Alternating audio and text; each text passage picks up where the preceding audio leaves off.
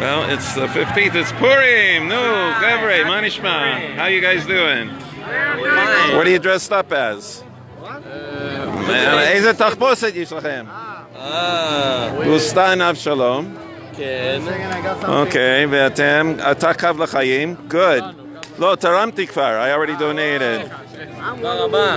You organize Shabbat programs? יפה מאוד, יפה מאוד. כל הכבוד. A lot of you out today.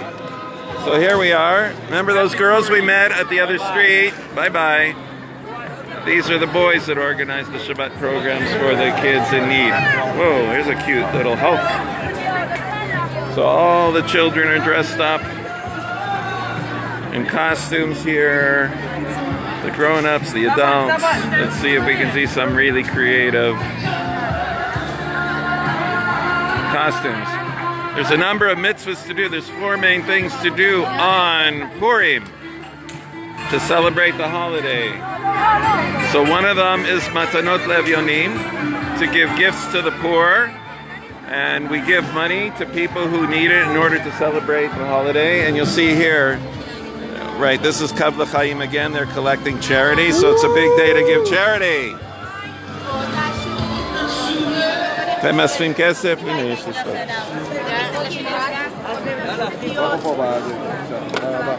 Okay. Right, so here's some of the kids. So they're busy collecting charity. And it's funny because they're not dressed up in costumes. So one of them is the gifts to the poor. The other is mishloach manot. In order to unite the Jewish people, it's a tradition to give pre-made food. That could be any kind of prepared food that you can eat right away, and give 2 things to 2 friends. Oh, here's a little kid in a costume. She's painting him.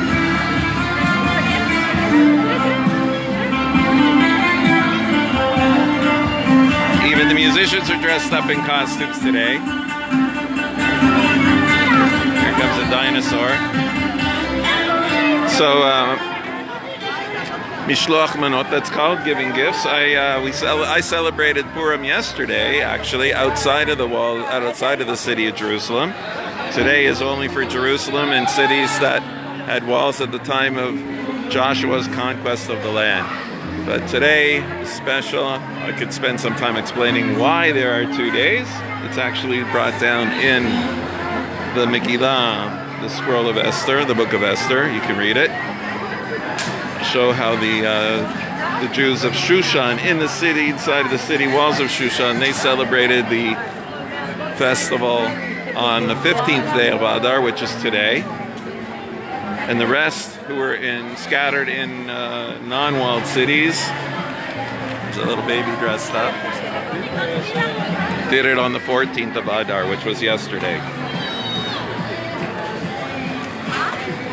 The third mitzvah that we do is actually read the book of Esther in the synagogue. So we do that twice during the day, once in the evening service when the festival comes, when the holiday comes in, and the second time in the morning during the morning services. So we read the story of the Megillah to understand how God's hidden hand moves his agenda for history forward. And even when things look like it's all over, it's never over. And God made his promise to the Jewish people. And even though Haman wanted to destroy all of the Jewish people, a total Holocaust, annihilate us, the plan backfired through natural means, hidden hand of God.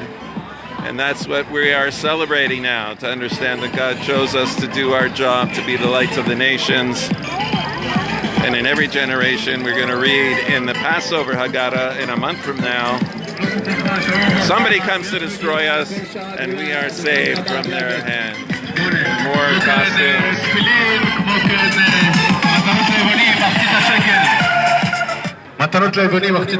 So that's the third mitzvah, reading the Megillah. And the 4th mitzvah of the day is to make a seudah, a festive meal. Like a Shabbat meal, but during the week on Purim. And we gather together with friends, break bread, and we're going to be going to, my sister and I are going to my daughter's house a little bit later to have the festive meal with them, even though I did mine yesterday. And there is also a mitzvah during that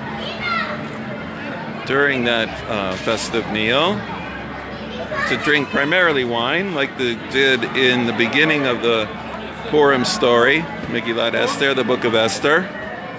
But then they, when they paraded out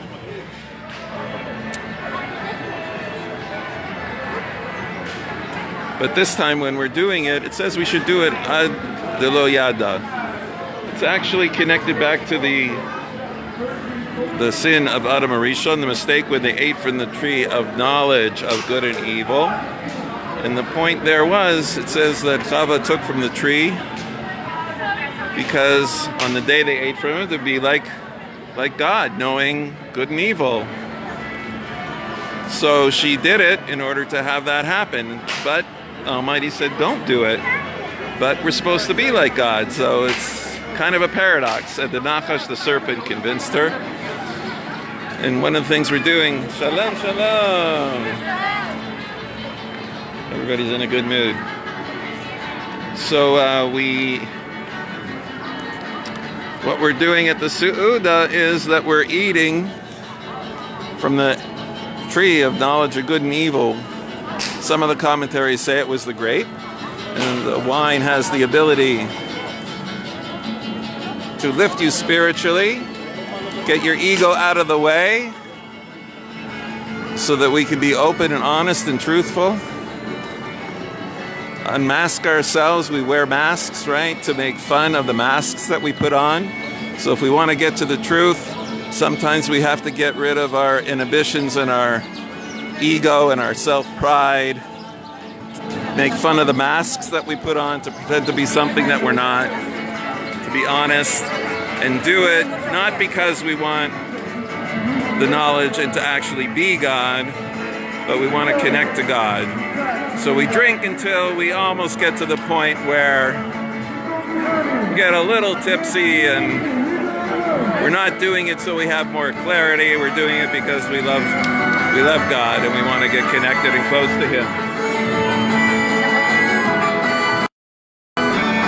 All right.